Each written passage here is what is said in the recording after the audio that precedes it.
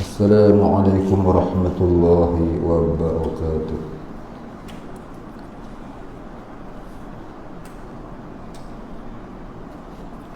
Ila hadratin Nabi Sayyidina Muhammadin sallallahu alaihi wasallam wa alihi al-kiram wa ashabihi al-'izam wa ila al-anbiya'i wal-mursalin wal-awliya'i was-salihin wal-'ulama wal-fuqaha wal-muhaddithin wal-mufassirin wal-muslimin wal-muslimat wal-mu'minin wal-mu'minat al-ahya'i minhum wal-amwat, khususan ila masyayikhina wa khususan ila walidina wa awladina wa usratina wa ahlina wa qarabatina ajma'in. Syai'u lillahi lahumul Fatiha. A'udzu billahi minasy syaithanir rajim. Bismillahirrahmanirrahim. Alhamdulillahi rabbil alamin. Ar-Rahmanir Rahim. Maliki yaumiddin. Iyyaka na'budu wa iyyaka nasta'in. Ihdinas siratal mustaqim. Siratal ladzina an'amta 'alaihim ghairil maghdubi 'alaihim waladdallin.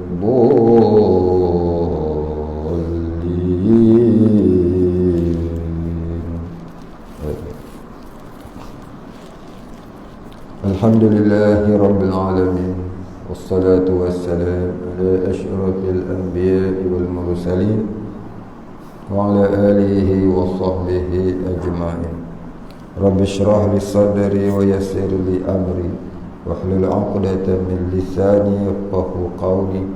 Wa la 'ilma lana illa ma 'allamtana innaka antal 'alimul hakim.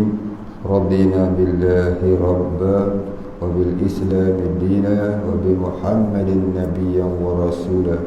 Allahumma ij'alna minat tawwabin waj'alna minal mustaghfirin waj'alna minal mutatahhirin waj'alna minal muwahhidin waj'alna minal mukhlisin lahuddin waj'alna minal muhtadin waj'alna minal 'arifin waj'alna min 'ibadikas salihin waj'alna minal muttaqin. Allahumma ahyina bi hayatil ulama wa amitna bi mautis syuhada. Amin ya rabbal alamin.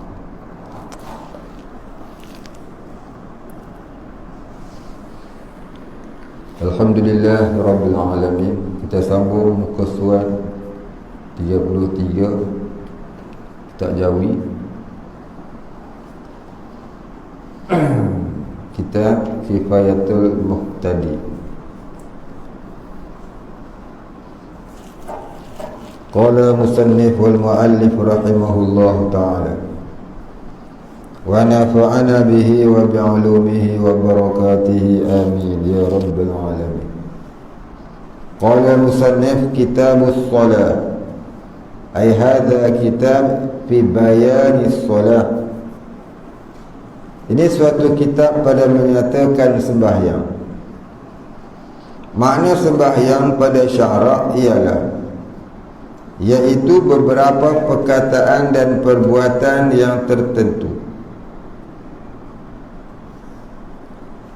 yang dimulaikan dia dengan takbir dan disudahikan dengan taslim, yakni memberi salam. Ini ta'rif solat, ta'rif solat. Maka setengah daripada barang yang wajib atas mukallaf itu, yakni muslim yang mukallaf, sama ada lelaki atau lainnya, tak kira lelaki, perempuan, khunsa. Dan mukallaf itu seorang yang berakal.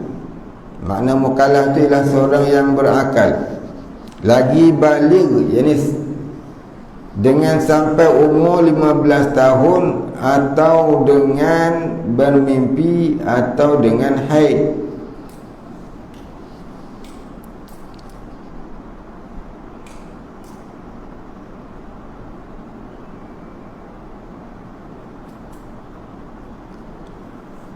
sembahyang fardu, yakni wajib atas yang mukallaf tadi ni sembahyang fardu.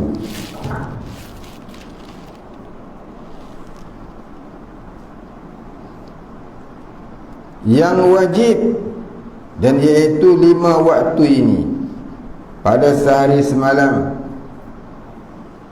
yang terlebih maklum ia daripada agama dengan ketiadaan berfikir lagi, maka kufurlah orang yang ingkarkan wajibnya. Man taraka solah muta'ammidan faqad kafara jiharan. Siapa tinggalkan solat dengan sengaja, yakni dengan ingkarkan kewajipannya, maka ia kafir yang nyata. Cuma kita tak boleh kata hang kafir pasal hang tak sembahyang. Tak boleh. Kau ni kafir ni, kau ni tak sembahyang ni, kau tak solat, kau kafir. Kita nak hukum tak boleh. Menyatakan hukum boleh. Macam mana menyatakan hukum? Barang siapa meninggalkan solat boleh membawa kepada kafir. Itu kata menyatakan hukum. Jadi kita tak kata orang itu kafir, tapi kita menyatakan hukum barang siapa tak solat boleh membawa kepada kafir. Begitu. Jangan hukumkan engkau tak solat engkau kafir. Tak boleh. Itu dah jadi menghukum. Jadi kita tak boleh menghukum, kita hanya boleh menyatakan hukum. Menghukum ni siapa? Yang menghukum ni ialah majlis fatwa, majlis syura ulama. Majlis syura ulama, majlis fatwa, dia boleh keluarkan satu hukum, menyatakan orang ni dia jatuh kafir ke tidak. Ya, kita seorang-seorang tak boleh. Jangan kata orang tu kafir walaupun dia tak pernah solat. Selagi dia mengaku dia beriman, kita tak boleh kata dia kafir. Baik, habis. Iaitu solat 5 waktu itu zuhur. Yang pertama ni zuhur, dan waktunya apabila gelincir matahari, yakni cenderung matahari daripada tengah langit kepada pihak matahari jatuh pada pandangan kita. Pada pandangan kita matahari jatuh, hakikatnya bumi itu yang berpusing. Itu dia kata pada pandangan kita tu. Ini pada pandangan kita matahari itu yang berjalan. Sebenarnya bumi itu yang berjalan, bumi itu yang berpusing, berputar.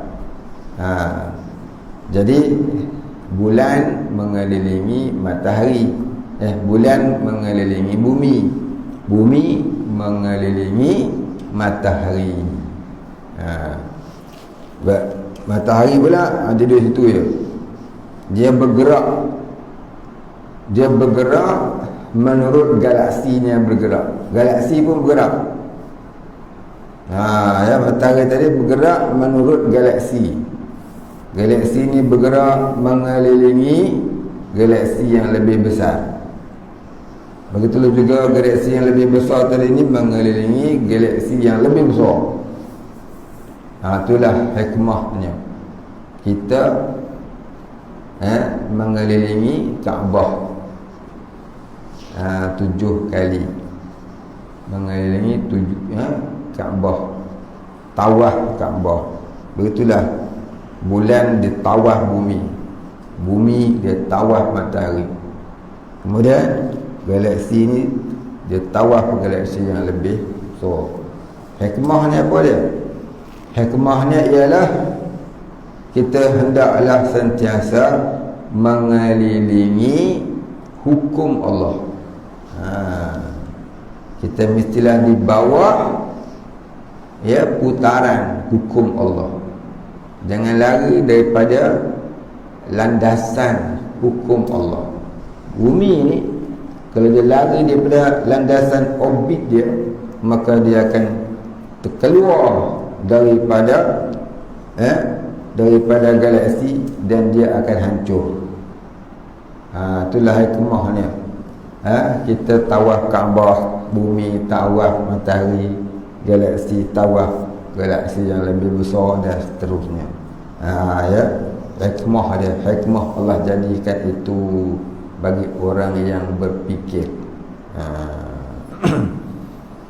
Kalau orang tak berfikir, dia kata ini fenomena alam semula jadi. Baik, habis.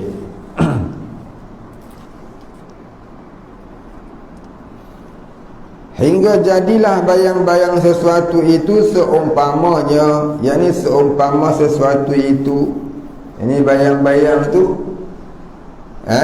jadi tinggi daripada sama tinggi dengan kedudukan matahari.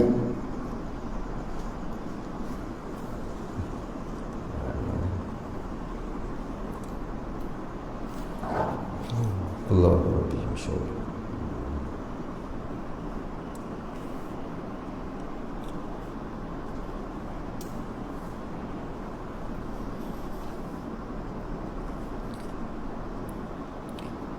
Hingga jadilah bayang-bayang sesuatu itu seumpamanya, yakni seumpama sesuatu itu yang lain daripada bayang-bayang rembang. Makna kata seumpama ni apa dia? Ya,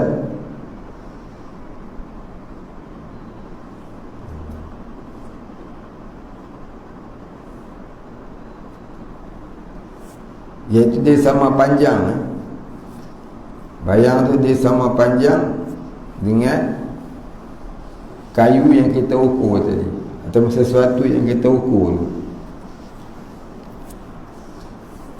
Yang lain daripada bayang-bayang rembang, yang hasil ia daripada cenderung matahari, daripada membetuli kepala ahli negeri kepada pihak shimal ataupun junub.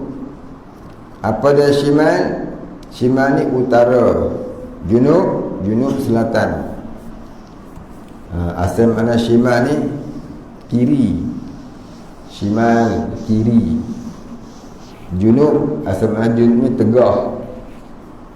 Tapi boleh juga letakkan makna shimal itu utara, junub itu selatan. Maka apabila kamu kehendak ketahuikan gelincir matahari, atau belum lagi, pacakkan sepotong kayu, bukan sepotong roti, sepotong kayu. Potong roti kau pacak lagi semua makan, dengan syarat dibetulkan pacaknya pada bumi, yakni ditegakkan. Dibetulkan tu ditegakkan, yang serata, yakni yang di tanah yang rata. Jangan dia bengkok sebelah ke, sengit sebelah, jangan. Pada ketika yang disangkakan sudah hampir waktu zuhur. Maksudnya dia kata kita nak pacak tu jangan pacak tengah malam, pacak tengah hari lah, agak-agak dia nak zuhur dah. Pacak agak dia nak zuhur 12.30 tu kita pacak, kita kata. Nanti bila bayang tu beralih ada belah sana, iyalah tu masuk waktu zuhur.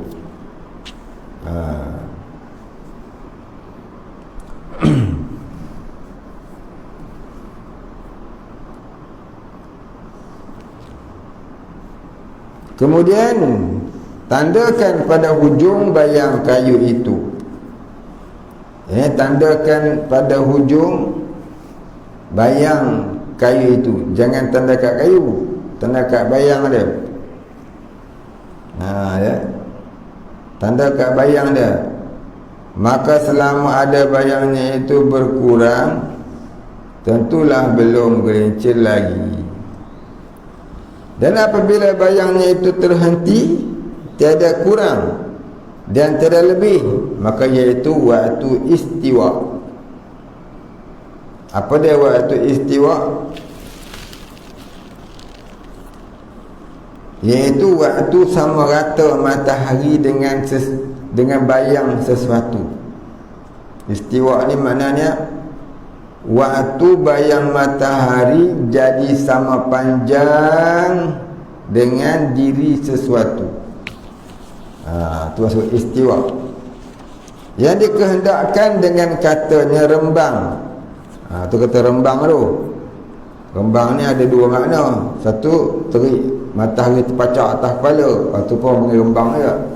Maknanya istiwa. Istiwa ni makna dia sama duduk selari. Tak lebih, tak kurang, selari. Itu istiwa. Istiwa ni asalnya garisan tengah. Istiwa mana tengah-tengah, ya, yang bertepatan, bertengah apa, benda yang duduk bertepatan. Ya. Bayang sesuatu tu tak lebih daripada sama panjang dengan benda je. Itu namanya istiwa. Boleh faham?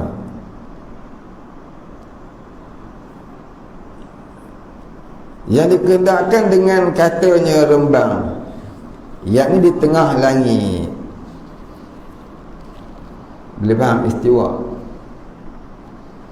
Syairah boleh. Lukis. Lukis. Kita lukis sikit.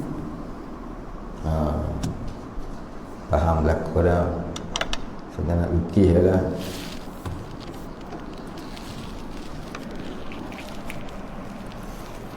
Ni cara nak ukur dia lah, kalau ikut dalam kitab ni. Ni matahari.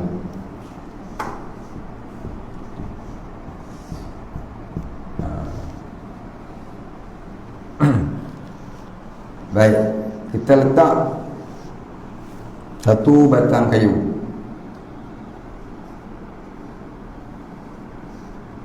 Panjang dia berapa kaki? Sekaki pun tak boleh. 6 inci pun tak boleh. Tegak tak? Tak tegak. Tak tegak tak mau. Nak tegak.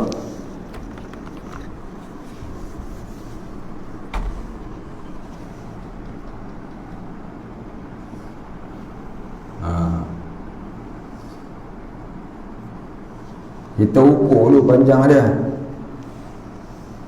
Oh, dia sepanjang tu. Jadi maknanya tanda di sini. Tanda di sini satu benda, batu ke apa ke. Mula-mula belum zuhur, bayangnya akan ada di sini.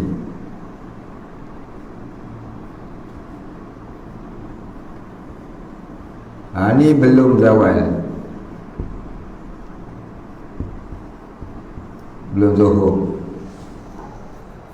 Ni bayang.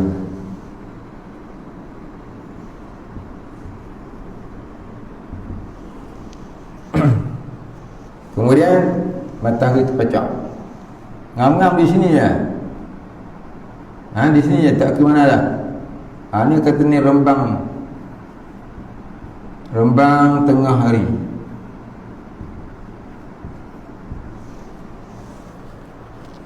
Ni pun belum zuhur. Bila dia mula naik bayang di sini, ni namanya zawal. Ni zawal. Mana masuk zuhur, gelincir. Zawal mana gelincir matahari. Sampai bila? Sampailah bayang tu sini. Ni rembang. Rembang maknanya istiwa.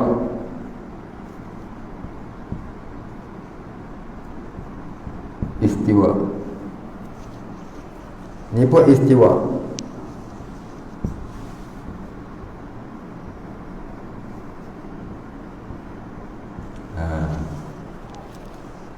Bila dia lepas sini, agak lebut masuk asal. Itulah cerita dia. Dia nak cerita tu. Faham berlaku dah. Kita pun dah faham. Selalu dia buat kan. Kita nak tengok zuhur masuk ke tak lagi. Ya. Ambil pen Sony pun tak apa, pecah kat tanah kan. Petang-petang cuba tengok asal aku apa 4, 18 4 suku tu kita letak dah masuk dah sebenarnya. Jadi pasal apa falak kira salah ke? Tak, bukan falak kira salah, tu makna dia ittihad, dia saja melebihkan biar betul-betul masuk. Yang kata falak salah pula, falak tu betul dah. Ya. Jadi boleh tak bang pukul 5 suku, pukul 4 suku, tengok kalender pukul 4.18 boleh lah nak bang, sudah masuk. Cuma afdalnya tengok jam lah, tengok jam. Pasal kita galik tengok jam, kita tengok jam lah. Sebab apa nanti pening orang apa ni sedikit orang ni, orang tak masuk lagi dia dah masuk. Dia kata ni mabuk pula. Jadi jangan tak ikut jam, lebih sikit tak apa, dengan tak masuk lagi. Sembahyang tak masuk waktu tak sah lagi, haram, kena ulang balik. Lebih sikit tak apa, lebih itu sebagai waktu ittihad. Ittihad maknanya waktu berhati-hati. Baik, habis.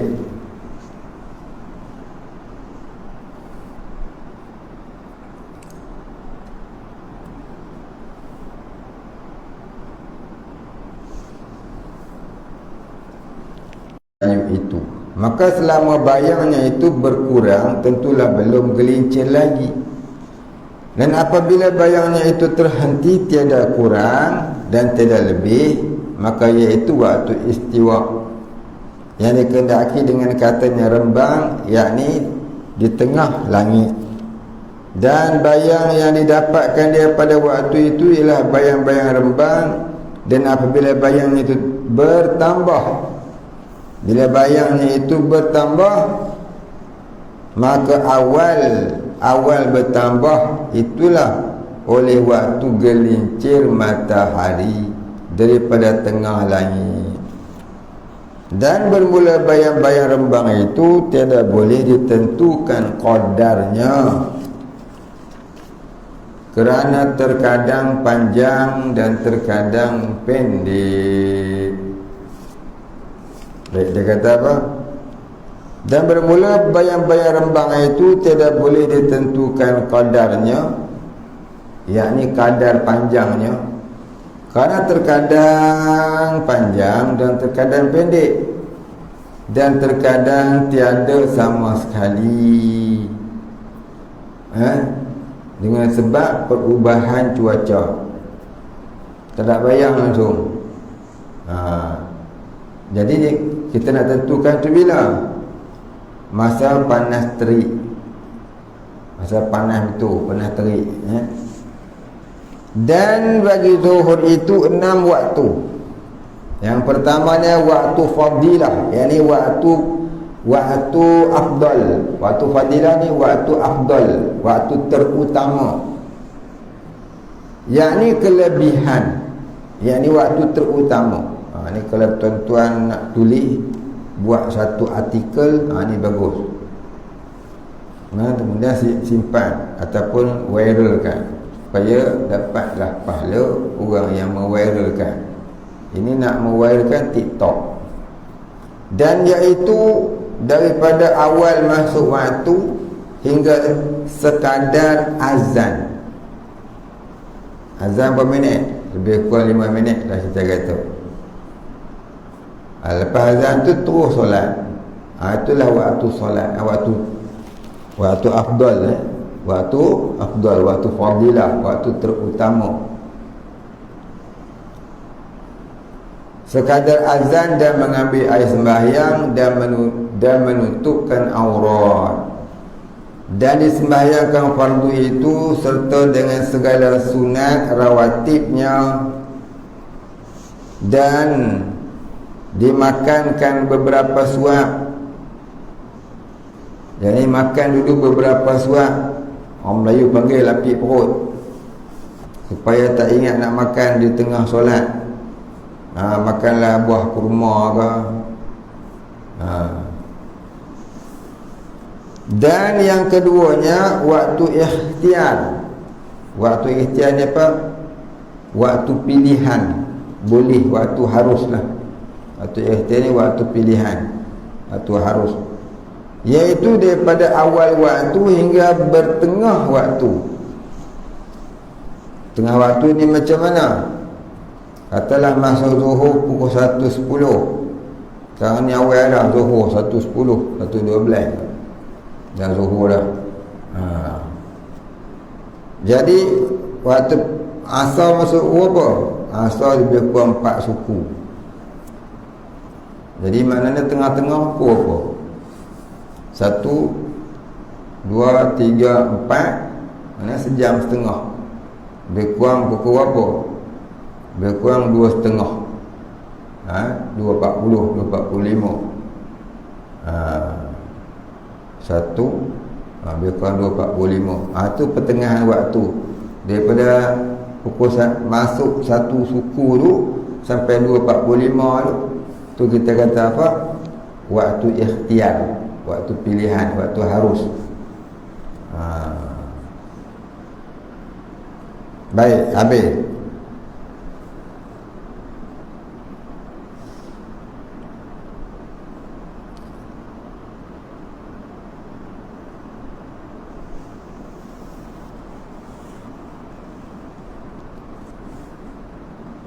Dan ketiga, waktu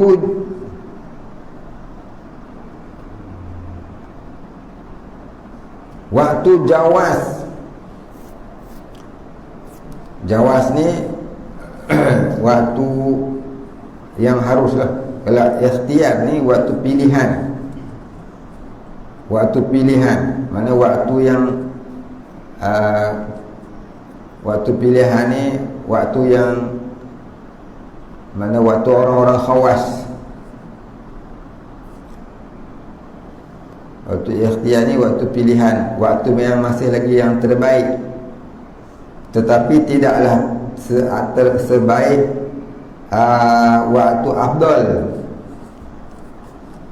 Waktu afdal, waktu terbaik, mana waktu yang baik.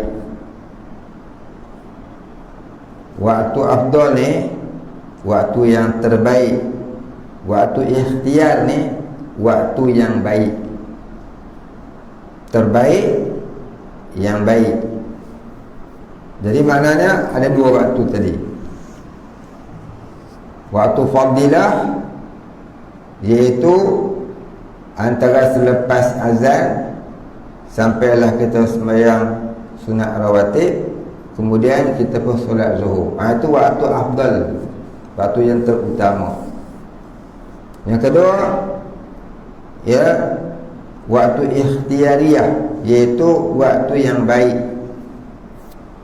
Waktu afdal, yang terbaik, ni waktu yang baik. Kemudian yang ketiga, waktu jawaz, yakni waktu harus, iaitu daripada awal waktu hingga meninggal lagi daripada waktu itu sekadar yang lulus padanya sembahyang fardu sahaja. Agak-agak habis solat, masuk waktu asar. Katalah asar pukul apa? Asar pukul 4 suku, 4.15. Agak-agak kita solat asar pukul apa? Berapa minit?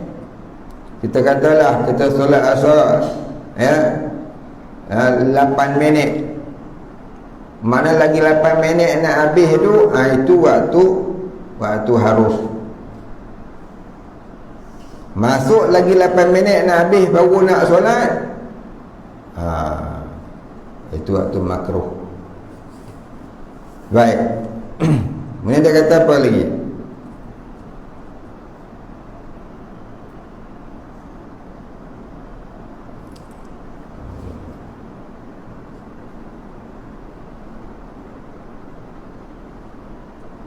Dan keempat, waktu haramah, yakni waktu haram. Kerana haram ditakhirkan sembahyang kepada waktu itu, dan iaitu waktu haram tadi, hingga meninggal lagi daripada waktu barang yang lulus padanya diperbuatkan fardu itu. Ngam-ngam saja habis waktu haram. Kalau dengan sengaja, kalau tertidur tak sampailah haram. Kalau sengaja itu haram. Tertidur tu tak haram, dengan syarat dia tidur tu belum masuk waktu. Kalau dah masuk waktu tidur, itu jadi haram. Melainkan dia zon boleh bangun dalam waktu, seperti ada jam loceng, tapi jam loceng bunyi pun tak dengar, bom meletup pun tak dengar. Dia tahu dah aku ni bom meletup pun tak dengar, maka dia wajib solat dulu, lepas tu baru tidur. Ataupun dia pesan kepada orang yang boleh dipercayai supaya kejut jap nanti ya pukul sekian-sekian. Okey, aku pun nak tidur juga, kata dia. Tak boleh. Saya dua-dua baik.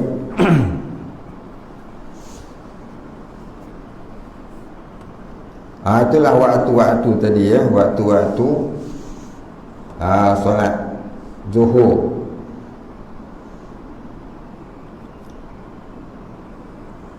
Dan kelima, waktu darurah, dan iaitu akhir waktu bagi orang yang tertegah ia daripada sembahyang kerana ada yang menegahkan. Apabila hilang sesuatu yang menegahkan, padahal yang meninggal lagi daripada waktu itu pada takbiratul ihram. Contohnya apa dia? Dia tertidur, belum zuhur dia tidur. Dia tidur pukul 12.30. Dia niat nak bangun pukul 1. Jaga-jaga pukul berapa? Pukul 4 10 minit. Dia pun pergi bilik air, tu ambil wuduk, lagi seminit nak habis. 2 minit kan nak habis. Ataupun agak-agak takbir, Allahu Akbar, habislah waktu. Apa hukum tu? Waktu apa tu? Itu namanya waktu darurah. Berdosa tak? Dia tak berdosa, pasal masih lagi solat di dalam waktu. Sebab dia melambatkan itu bukan dengan sengaja, dia tak terjaga. Sedangkan dia tidur dah awal dah 12.30, dah kunci jam dah pukul 1, tiba-tiba jam bateri habis. Pukul 12.59 bateri out, kong bateri. Dia pun tak dengar apa, jaga-jaga. Itulah dia 10 minit, lagi 2-3 minit, ambil wuduk, tengok dah lagi berapa saat nak habis. Dia pun takbir Allahu Akbar, dia dan solat dalam waktu. Dan ada dalam waktu, dan dia tak berdosa kerana bukan dengan sengaja. Kalau sengaja berdosa.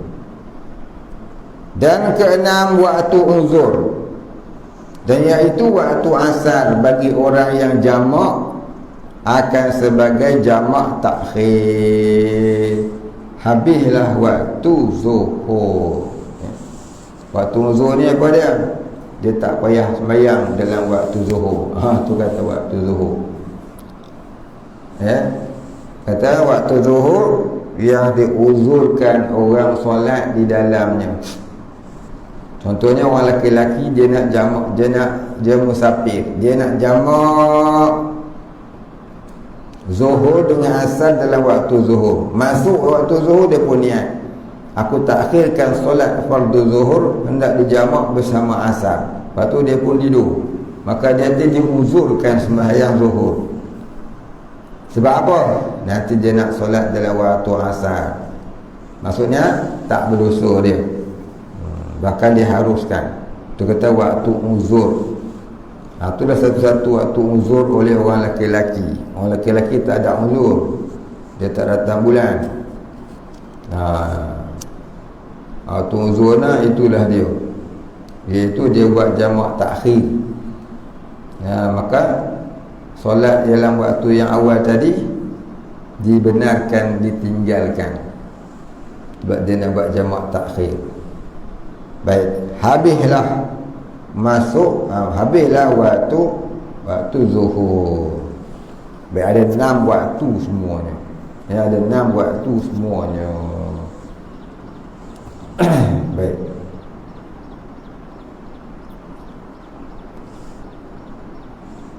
Kita berhenti sekat dulu. Kemudian katanya, apabila jadi bayang-bayang suatu seumpamanya lain daripada bayang-bayang rembang, masuk waktu asar. Tanda lah di situ.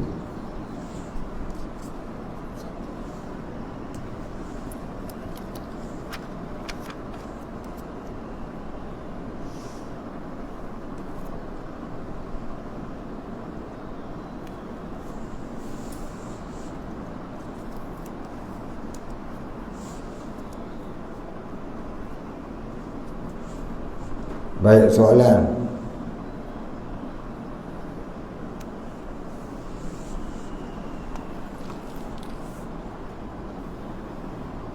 Adakah wajib bagi setiap mukallaf tahukan kaedah menentukan masuk waktu solat? Jika selama ini saya cuma tahu kaedah masuk waktu dengan mendengar azan atau melihat jam sahaja. Ditanya, adakah wajib bagi setiap mukallaf tahukan kaedah menentukan masuk waktu? Baik, tahu kaedah masuk waktu ini ada 2 cara. Satu dengan kaedah yakin, keduanya dengan kaedah zon. Kaedah yakin itu bagi orang yang melihat matahari. Maka kebanyakan orang tidak mampu untuk menentukan waktu dengan jalan kaedah yakin ini, kerana tempat kita jauh daripada laut dan sebagainya. Kemudian pula mata kita pun rabun, tak nampak bayang. Jadi kita tidak diwajibkan menentukan waktu solat dengan kaedah yakin. Sah dengan hanya kaedah zon. Jadi kaedah zon itu apa dia? Seperti bertanya orang. Sudah lagi bang, tanya orang ada. Jadi kita tanya orang tu, jadi itu kaedah zon.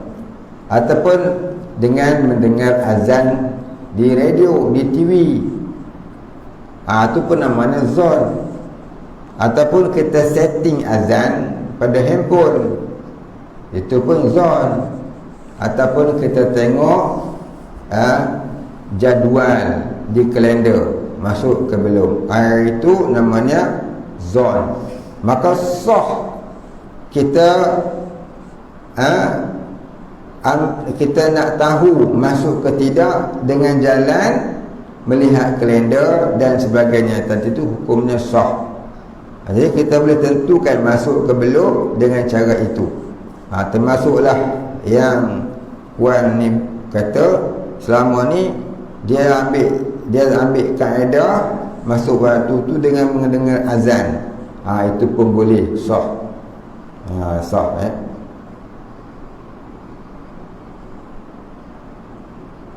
Baik, soalan kedua, adakah benar orang yang buta, bisu, pekak tak dikira mu'allaf?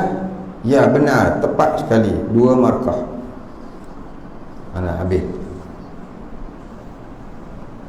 Yang dinamakan mukallaf itu ialah orang yang sempurna panca indera, ataupun satu sahaja panca inderanya tiada. apa dia? Ya, dia pekak, dia buta.